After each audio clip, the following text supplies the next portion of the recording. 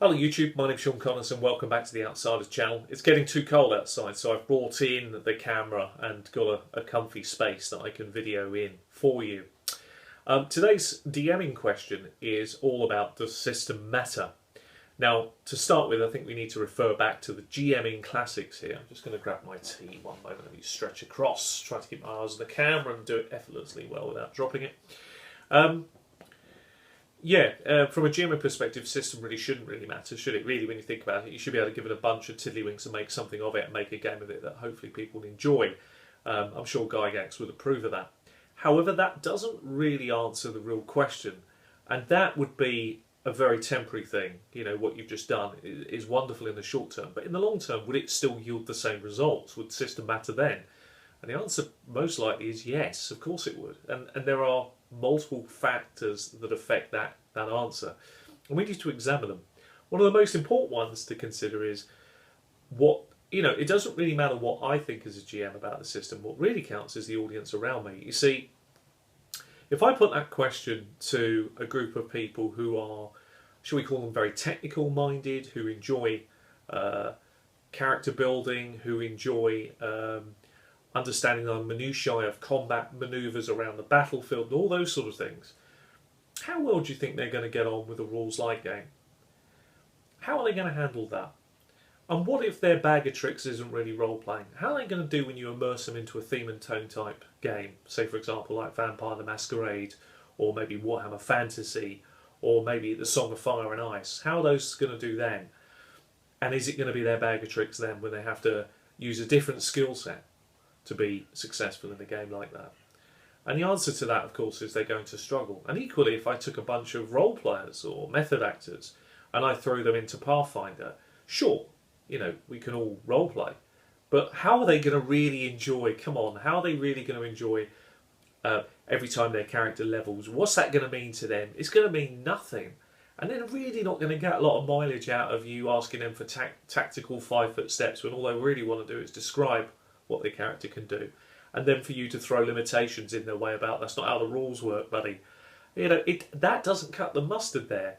So system massively impacts the game. And I also think as well, I've been thinking about this a great deal, that I think the system has an impact on GM burnout massively, because when you're playing a game, and I know this from personal experience, when you're running a game which your really heart and soul is not really into, but you're doing it for the benefit of your players, and you're trying the best you can, it can be very soulless, and it can be very painful because you're having to put so much energy into the system more than the story.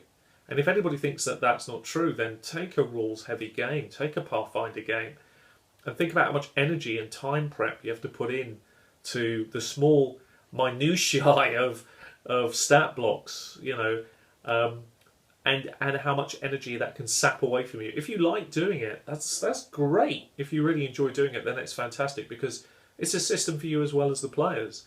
But I found myself moving away from those type of games because I wasn't getting the enjoyment out of it personally, and I found that my players were relying more on the system crutches, and we were losing touch with some of the elements that made our games ultra fun. So system really, really matters, but I think it really matters primarily with the audience around you.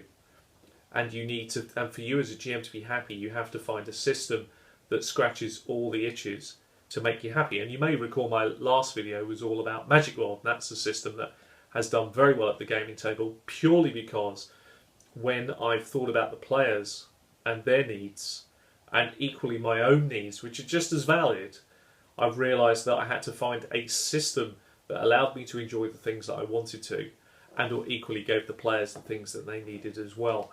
And that was a system that did it. So even long before the campaign started, I was already on a winner because I thought about the system. And that's how important that system is to your success and longevity of your games. And I equally think it's one of the reasons why my games have actually run for so many years the way they have, because I've thought about not only the players and their hotspots and what makes them tick as much as my own, but equally I've realised how valuable the tool, which is the system, it is the tool, it's the middle ground, isn't it, really, between all those GMing skills, what the players bring, and that's influenced massively by the system. And we all know games where the system has a brilliant theme and tone long before you sit down and actually begin to even roll up a character. You're already immersed partially in it, so you can see and feel the impact it has in the games long before they take place. And that's the reason why I believe system matters so much. I hope this video has been of some use to you. Anyway, keep watching, keep smiling, and happy gaming to you all. I've been Sean Connors. Take care of yourselves and happy gaming. Bye bye for now.